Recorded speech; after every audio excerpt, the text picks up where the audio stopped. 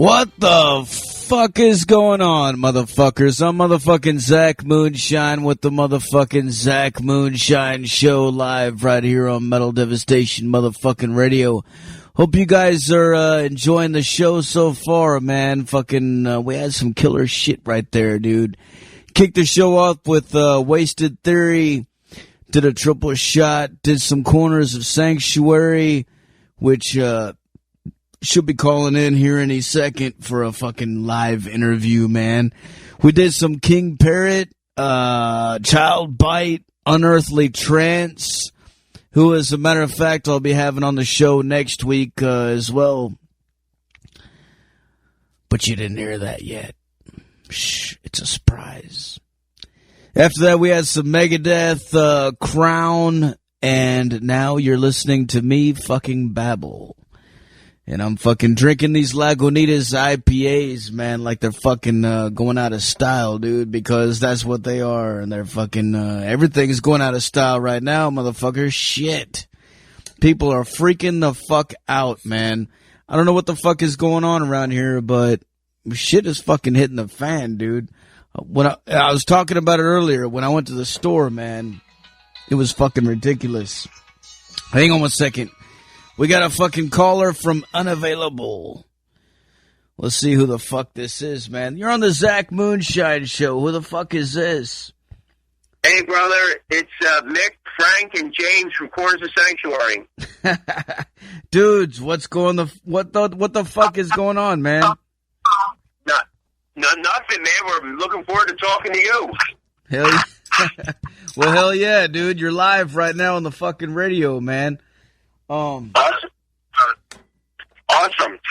Corners of fucking Sanctuary, dude. So, hey, Frank, yeah. Corners of Sanctuary, yes, sir. So what the fuck is going on right now in the world of Corners of Sanctuary, man? Wow. We got a new EP that's releasing the end of this month called Cut Your Losses. And we got a line of craft beer, new flavor, releasing tomorrow. We're having a big event for it out here in PA. You're going to straighten up a little. Straight to the beer, dude. That was in my line of questions I was going to ask about the beer line. You guys got a fucking beer line coming out, man. What the fuck, dude? Tell me about that. We had a PA brewer out our way, I guess catch wind of some of the things we've been involved in, and they said, hey, would you guys be interested in putting together a signature line? We'll brew up some stuff and slap your name on it, and we'll cross promote and stuff like that. So we actually started that last year with a holiday ale, and that coincided with the release of our holiday song and video. So we worked it into the second flavor, and then with the release of our full-length album that's coming later this year, Galloping Hordes, they're going to do another brew to do that as well. So by the end of this year, we'll have 3 on tap. Now, will those beers? Where will they be available to buy those beers, man?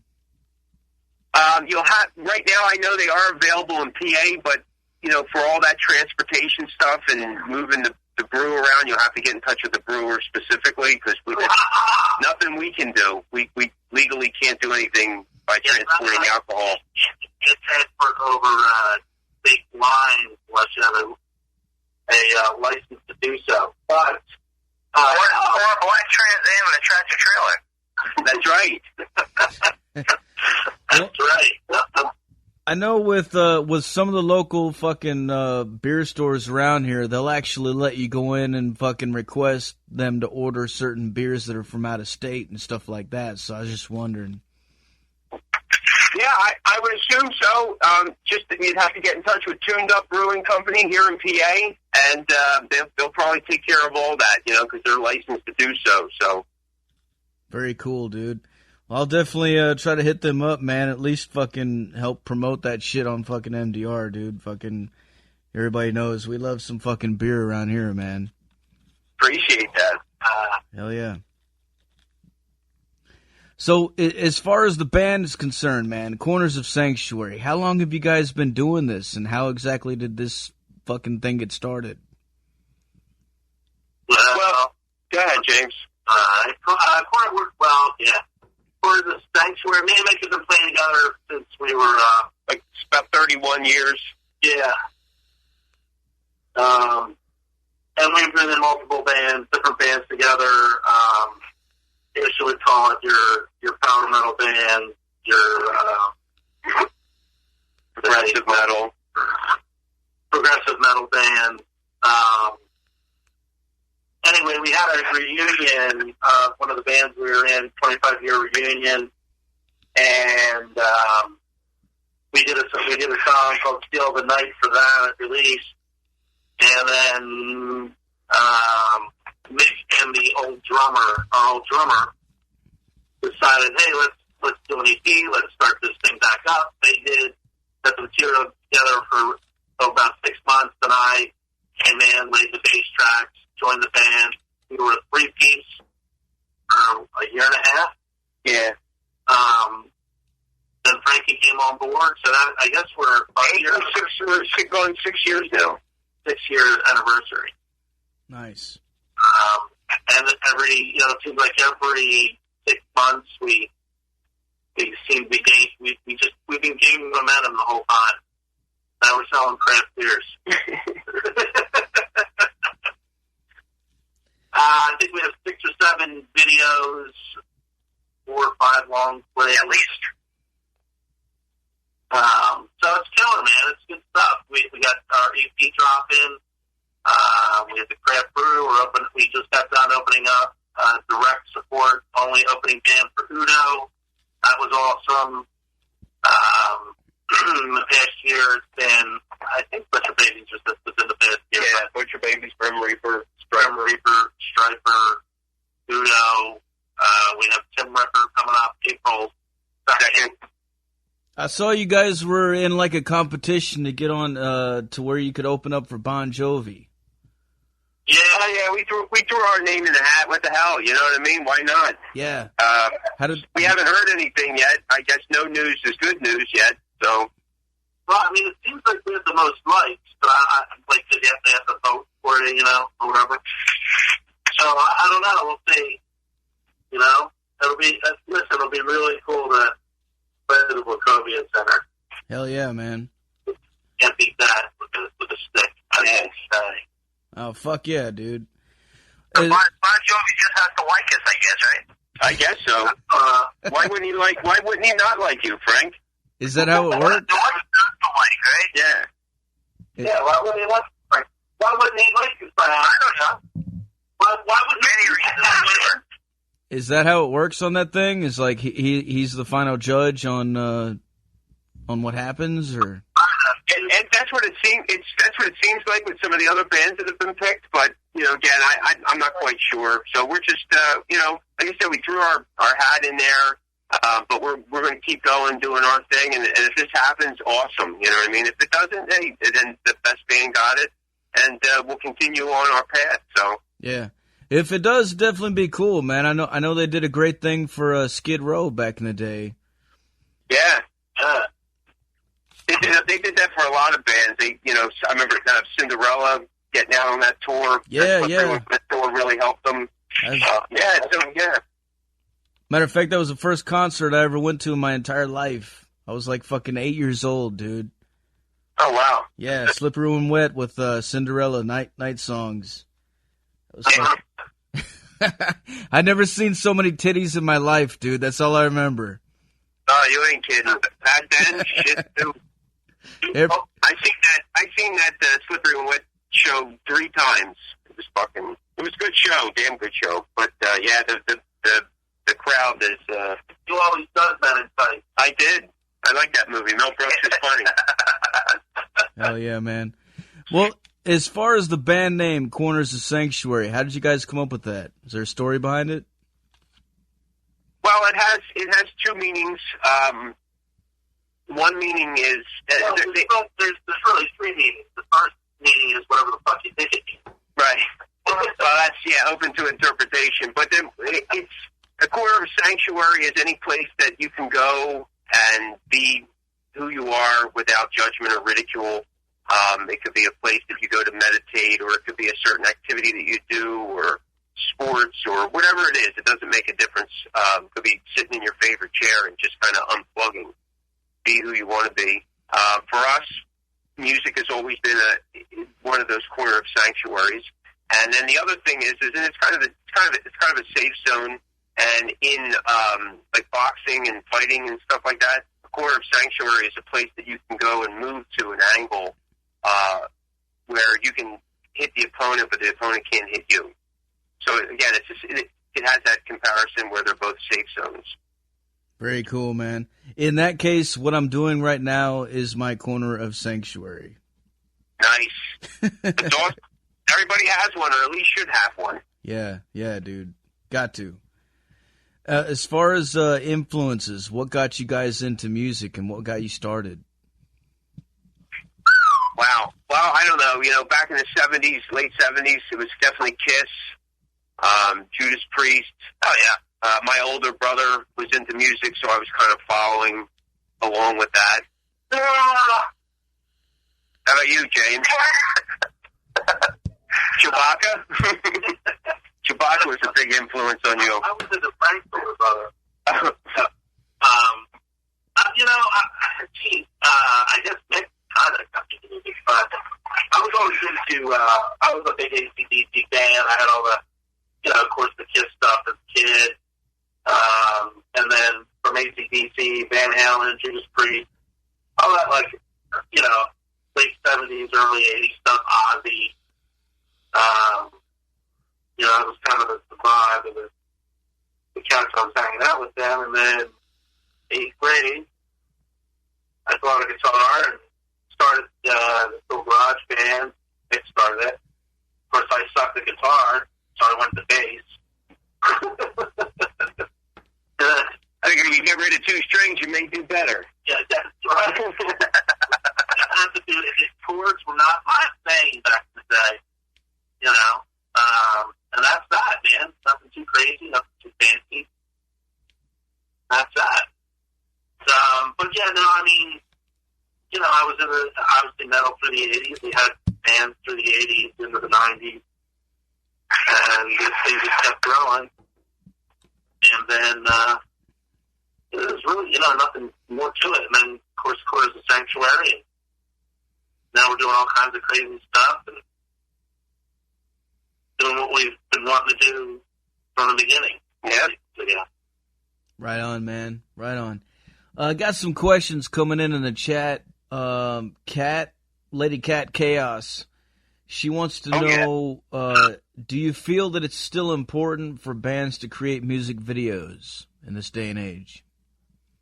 I could start if you want, Nick. Yeah, James.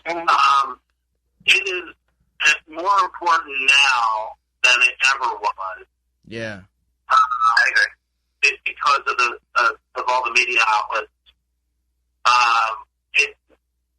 Really the bottom line is most people are watching the internet. YouTube and shit. And YouTube. Matter of fact, a lot of people are just downloading the videos and mounting the discs themselves, the hard copies, right? Or they're downloading the music.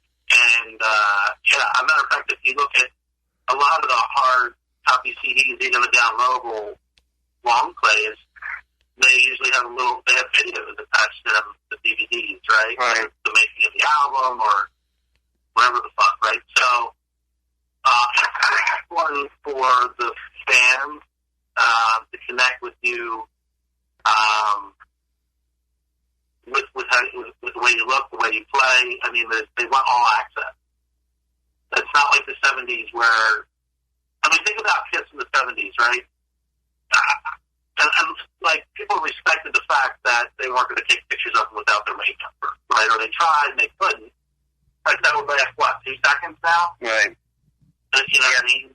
The amount of cameras that are out there. So, no, it's, 100% more important. Whether it's an actual music video, per se, when we do have those, but they just want to see and experience the band. On some report, listen, on the show, you've been the sheet, you know this. If there's 1,000 people in the crowd, 150 of them are holding up their cell phones to record. So Probably more. That's probably a small number. Probably more. Yeah. I think in an increasing pool of bands now. I mean, everybody and their mother has a band. There's music, so much music that it's easy to get lost. So if you're able to do a video, take your song to another level, give it another medium, give it another perspective, do something different with it, or more opportunity for people to stumble across it, whether it's WAV file, MP3, some kind of video on all these different. I think it's a plus, and it adds to the promotion of the band. Yeah, definitely. Definitely. I mean, nowadays, because like you said, everybody and anybody's doing it. They're uploading stuff and this and that. But the more you can put on there, the more content, the more videos and stuff like that you can promote, definitely makes you stick out in the crowd because there is so much. Absolutely. There is. It's unbelievable the amount of stuff that's available to people now instantaneously because of the internet. Where back in '87, there was maybe 15, 20 bands that were in your area that were kind of working, and out of them 15, 20 bands, 5 were half decent and 3 were really good. So now it's everybody's just on their game. It's crazy, and then you just don't. Wow, million. Yeah, it's the scene is unbelievable. You're a Philly, man. Yeah, we run across. We play with the same kind of group of bands. But it seems like everybody has their own little crew, right? But shit, you could, and on any given weekend, there's, if you want to play, you could play with 5, 6, 10, 20 different bands that you've never played with before. Sure. So yeah, it's amazing. And a big piece of that too is how easy it is. I don't think easy, but how accessible recording is now. You do it right on a laptop, right? So anyone with the ability to play 3 chords can write a song. That doesn't mean that some are really good. Listen, we're a big believer in 3 chords. But just keep, like Mick always says, just keep people engaged, keep them rocking, write tasteful shit, and it's unlimited. AC/DC has proved that for 34 years. That's right, like Agnes said. Agnes. They did the same album 11 times. Hell yeah. I got another question regarding promotion from Lady Cat. She says, Mick, you promote for endless hours every day. Which has been noticed by many, and do you feel with heavy promotion outside of your band page and personal pages, what works best, and what advice can you give to the new breeds out there about promotions? Well, thank you, Lady Cat, for noticing, and we do thank you for the honorable mention for the most, that we received that for the band for, promoting and stuff like that. I think that it's part of, nowadays, it's all, promoting a band and promoting what you do or the music, whatever, has always been a part of what being in a band, right? Rather, if you're not doing that, then you're just basically playing in your basement, and we've done that too. And that's cool if that's what you want to do, but if you want to get it out there, you have to promote. There's too much flutter not to be all over it. Right. Between videos of guys shitting their pants on YouTube or fucking dog attacks or people getting their ass kicked on trains or fucking right. You want to be a part of it too, and you just got to do your best. It really is trial and error, hit and miss. When we were getting up to speed to the modern day music industry, which was completely different than what we were used to, doing the same kind of stuff. It took about 3 good years to really start understanding how powerful Facebook is and how it works and connecting with people. I'm a firm believer just to do it, keep doing it, and you're going to make mistakes, and that's fucking okay, you know. But you keep powering through, and you're going to get it right, and it's going to take notice, and you may catch some backlash, and then you're going to find some supporters too. But the one beauty about this thing in the industry, all the idiots that have a lot to say but nothing to show, wind up dying off after a while. Not dying, but they disappear. And so your goal is just to keep hammering away, doing whatever you can to get it out there. You need to keep a certain quality of character and integrity. I truly believe. No bad mouthing and bashing and all that kind of shit that people waste their time doing. Keep it positive, uplifting, and just get your message out there. For us, I have found that out of all the social media stuff, Facebook gets the biggest bang. There's limitations to it, but not as much as, say, Twitter or something like that. And Twitter's a good follow-up if you're just trying to hit some basic information. But I think for that, Facebook is good. But we also drive people back to our own website, which has a lot more that they can interact with, and it takes them to our catalog, and they can get free downloads and stuff. So whatever you do, social media-wise, everything should, like with YouTube or Reverb Nation, whatever, it has to kind of funnel back to your website. Because at the end of the day, Facebook could go down, and hopefully your own website stays up. Mm-hmm. Yeah. Like what happened with MySpace. Yeah, exactly. You just never know. So you gotta keep it going the best you can. Another question from chat, which sort of revolves around. Actually, I don't know. You may have already answered this question. There's another band in here called Within the Giant's Reach, and he wants to know what business practices have you incorporated to help you effectively advance your product.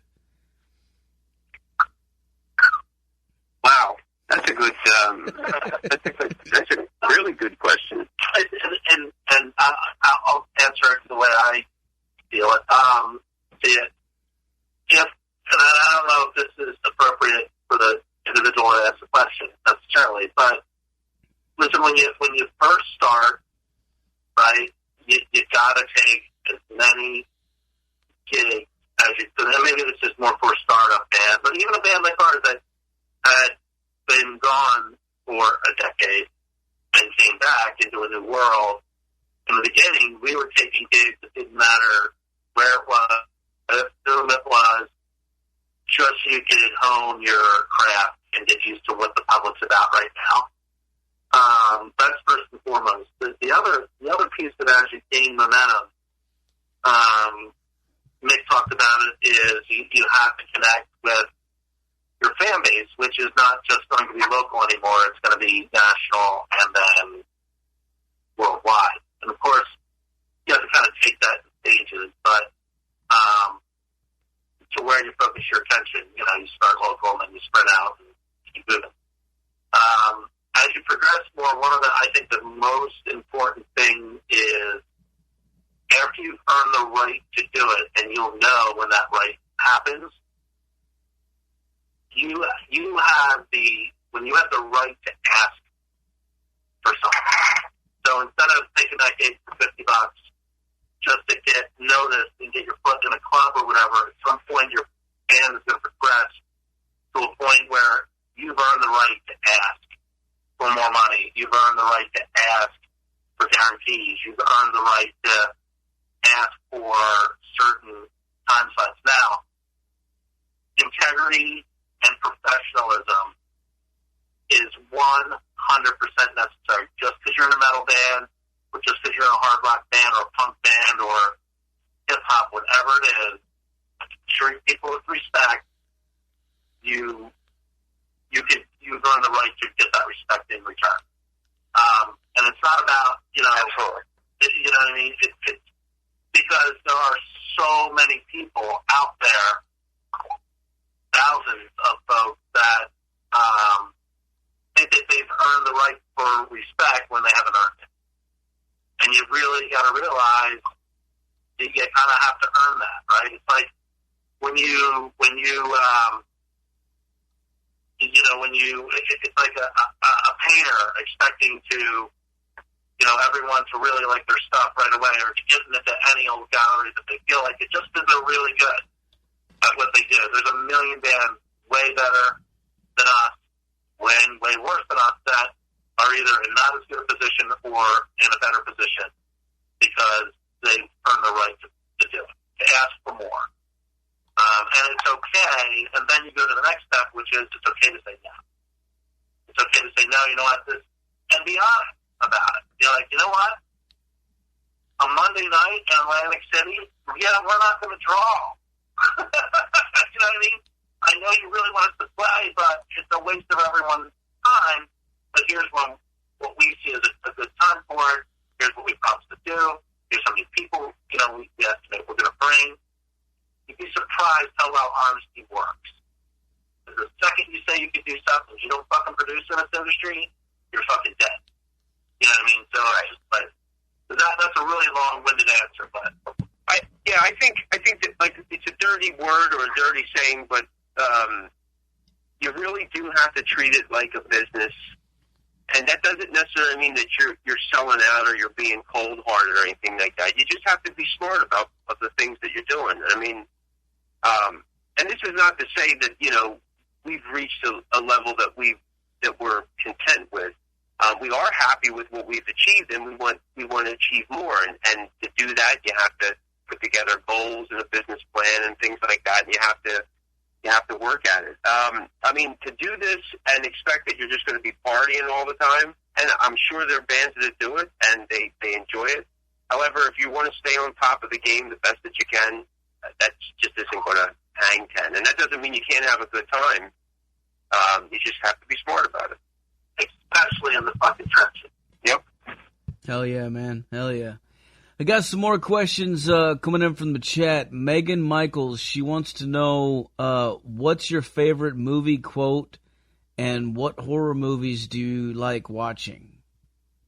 Well, I have a question for her. How did she get the same last name as my guitar player? I don't know. Sorry, can you ask that question again? Sorry. What's your favorite movie quote and what's your what's your favorite horror movies? Oh, fuck. All right, Frank, you go first. Frankie, you go first and let me think this through. Oh, I got it. I have mine. You have yours? Yeah, I got it. Mine probably my favorite Star Wars quote would be, look at the size of that thing. That'd be my favorite Star Wars quote, probably. And horror movies, I like the Italians. I like Argento and Fulci. Mm-hmm. That's me. I could probably come up with a better movie quote, but, Oh, yeah. She got another one for you, which is, she asks, what's your favorite beer? And I'm going to assume it's going to be your own beer, right? It's Wildcard. Heck yeah. There you have it. Listen, so I'll answer all the questions. So, because I'm self-consumed. You need attention. Yeah. The phrase that I love the best from a movie quote is, "We're going to need a bigger boat." We're going to need a bigger boat? Yeah. That fucking covers every fucked up, scary, afraid, not sure what the fuck you're going to do situation that you'll ever fucking get into in life, especially in the music business.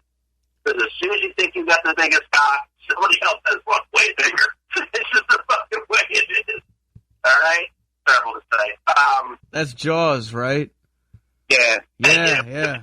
I thought so, man.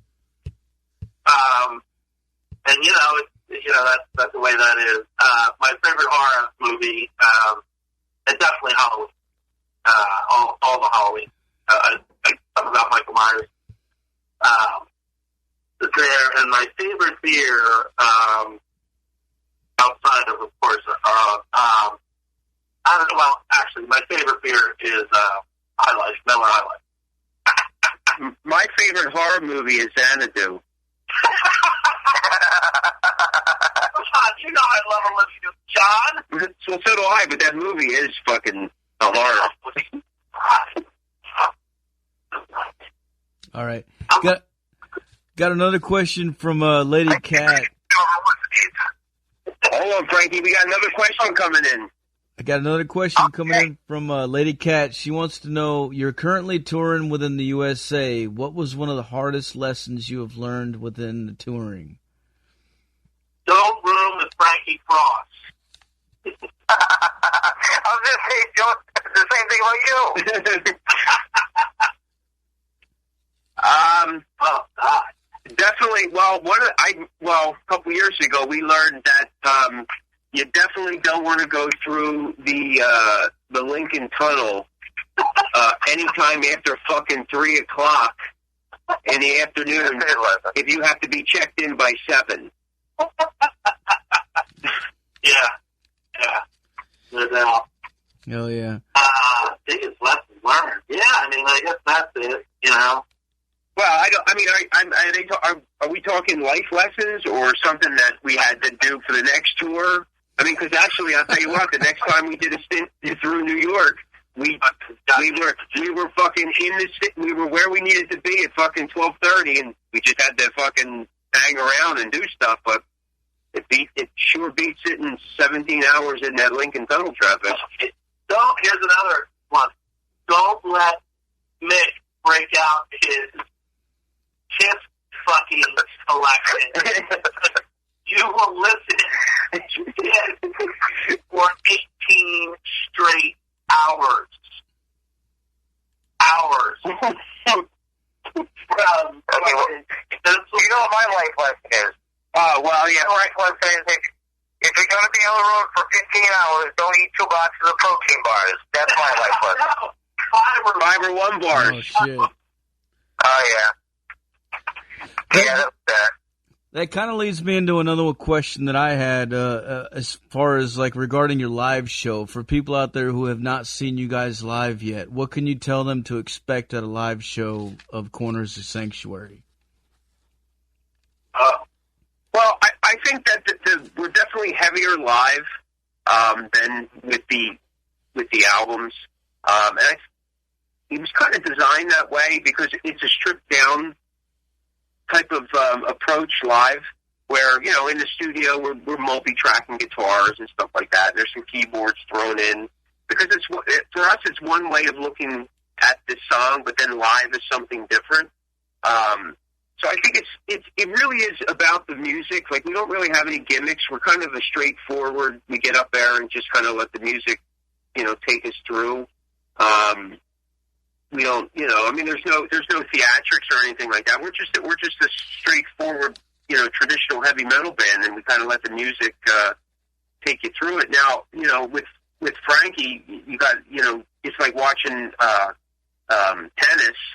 He's from one side. He's bouncing from one side of the stage to the other. So he's your eye candy, if that's what you want to call it. The rest of us kind of just keep the back rhythm. But the music, it's definitely it's a heavy hitter. Yeah. Hell yeah, man.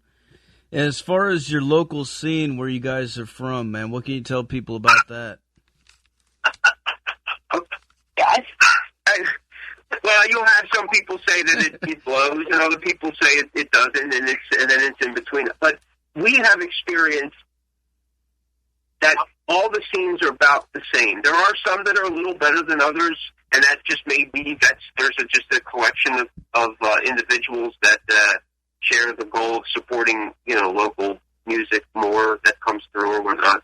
But it really is the same. I mean, metal's holding on. It definitely holds its own, but a lot of the venues are disappearing, and it's not just here in the Philadelphia region. It's other places that we've been. I mean, places are closing up, or they're not bringing in the numbers. People just aren't coming out like they used to. A lot of people will say it's the band's fault, and I don't think it's the band's fault. It's just I think that less and less people are going out when they can do so much at home now. I mean, and it's designed that way. I mean, with the cable TV and the on-demand stuff, and you can order stuff and it's at your house the next day, and you know, stuff. Now I mean, if you watch on the tube there, you can order dinner the night before and have it delivered, you know, the following day for that time for your family. So it's every day. Yeah, it's a matter of convenience, and I guess when you reach a certain age, you realize you can drink at home far less cheaper and don't have to worry about driving anywhere. So, but I will say this, that clubs are coming out with new strategies, clubs that we didn't ever anticipate playing at, because it wasn't necessarily our vibe or scene. At least we didn't think it was, but when some of the older rock clubs that didn't change went out of business or left the scene, stuff, I believe it does. And when we just played a place called the Barbary that is traditionally like a dance club. But what they do is they have bands earlier. Because listen, in Philly, after 11, if you're playing after 11, you're fucking dead. It's just the way it is. You might as well have showed up at 3 in the morning. But because everyone leaves. But what these dance clubs do, or these clubs are doing, is they have bands in the beginning. And these aren't new joints. They're just older joints that figured it out a little bit better. So to get the crowds out, they have the bands first, and then the dance music, you know, or whatever, whether it's techno or fucking whatever, hip hop, whatever it is, they put that on late. So it holds the crowds because them there early because they gotta get in. The women want to dance, and the men want to watch them dance, and then the drinking goes on, and it's starting to, the demographic is like 33 and under. So you have that 21 to 33 demographic that are doing that. They're coming out a little early. They catch some bands, at these early shows. They're kind of gearing themselves up. Get their fucking table or whatever it is they fucking need. And then, so there's some new strategies that are happening, and I think we're going to see a huge change, especially in our area, probably in the next 3 to 5 years, where some of these clubs are going to be picked up again. That space is going to be taken, and some bands will have some more places to play. And that's the only thing that stinks is as these places close, it's we're cutting off our lifeline for bands. What's interesting is the millennials, they seem to be more tolerant to different music. And this surprised. They seem to be more tolerant to different music genres. So you'll, like, in a night, I mean, I couldn't believe it. We played the other night at the Barbary as an example of this. It was us, classic metal, for the most part, right? Power metal, classic metal. And then you had a punk band, and then you had, I don't know what the fuck that one band was. You know what I mean? And these kids, they hung out for all. Yeah. And I think it's because they knew they were there for the night. It was an older place that had a lot of character and charisma. And cheap drinks. You get a fucking Pabst and a shot for $5. And the DJ did the fucking sound. DJ did the sound, which was the craziest thing I've ever seen. So they're getting the guy that's going to spin the tunes for the dance shit. He just brings up, like, you don't need much anymore to do sound. It's all, right? Yeah, he had an iPad or something. An iPad, 2 monitors, 2 overhead. I hope we're not boring people. We're not really that exciting. But anyway, is that what you... Anyway, I'm drinking more. Anyway, I'm drinking more. I'm going to need a bigger beer. Right on, man. I got some more questions. You see this like other states, like we played Baltimore, and the club we played, it's like one night they had a country night, one night a hip hop night, another night hardcore, rock, and like even drag shows and burlesque. So I mean, it was the club just supported it all, and it's like that's what I think other clubs need to do, like just break it up, because you can't just have You can't just have a dance club, and you just can't have a rock club anymore. Right. Yeah. I got some more questions coming in. Metrics and petting zoos. We got more questions coming in, Frankie. I got some more questions coming in from the chat. Lady Cat wants to know, what are your thoughts about today with selling tickets at some venues, and also how do you feel that some venues are not telling bands if you sell your merchandise, you have to give them a percentage of it? Fuck that. Well, yeah, definitely fuck that. We haven't had that experience. Knock on wood. Hit your head. And so I'm honestly at this stage in the game, and it's not to sound like a dickhead or that we're better than other people. It's just I wouldn't do it. I wouldn't. Fuck that. A percentage of your merch? Yeah, it's fucking crazy. The selling ticket thing, there's a lot of different reasons places do it. For the places that don't draw, they say, Frank, you got to mute. For the places that don't draw, they stack 7 bands in there because I know they got about 28 to 35 people that are going to be there, and they're going to, and that's the band, right? So for the other venues, they have a big headliner. They want the locals to pay for that headliner. I say if you're unable to draw, do not pay for the gig. If you're able to draw, take the ticket, but make sure you sell. But again, once you're in the right to do it, start asking for different things. All right, we're going to bring 25. We're going to sell 25 people, but we want this time slot. Oh, we're not going to get that? All right, well then, no, thank you anyway. Whatever. It sucks. It does suck. But that's why I said in the beginning, play as much and anywhere that you can. And get your fan base up, and, selling 25 tickets, honestly, in your local town shouldn't be that hard. Especially if you're part of a bigger show. So it's not like you're just selling for yourself. I mean, you're selling yourself with a bigger name band, so it's not like they're, Oh, yeah, I mean, you can do the strategy. It's got strategy. I mean, if we have a ticket minimum, let's say like the Butcher Babies, we had a minimum. So what did we do? We sold our tickets on StubHub, and we sold them as Butcher Babies, and then we did our locals. So we far exceeded what we had to do. So the stuff that I have to become a ticket agent, yeah, it fucking blows. But do you want to open up for the Butcher Babies to get the exposure? You got to treat it like your business. You know what I mean? I don't know what else to say. I mean, I think basically you just have to you have to assess each situation that you come. You can't say, oh, it's the promoter's fault, oh, it's the venue's fault, oh, it's this person's fault. It's no, everybody's doing what they can and what they're trying to do.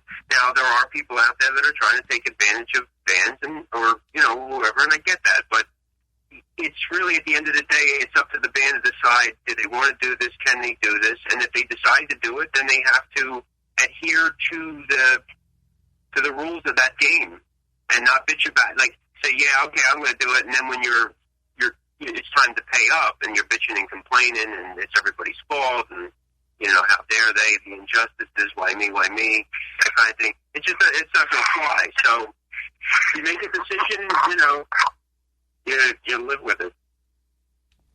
Hell yeah, man. Hell yeah. All right, well, guys, I'm about out of time here, man. Is there any last words you want to let the people out there know? I just want to thank everybody for their support. Lady Cat, for putting us on the compilation and for, supporting us and what we do. Everybody out there and, our staff and our friends and Zach, I appreciate you having us on the show, and I hope we didn't bore people too badly. But we thank you, because we couldn't do this without the support of the people that listen. So, fuck yeah, man! Anytime, dude. Anytime. How do you feel it went? That's great. We're live there, James. Yeah. So I guess he hasn't pulled the plug yet. How do I feel it went? We're usually pretty tipsy. No, it's good.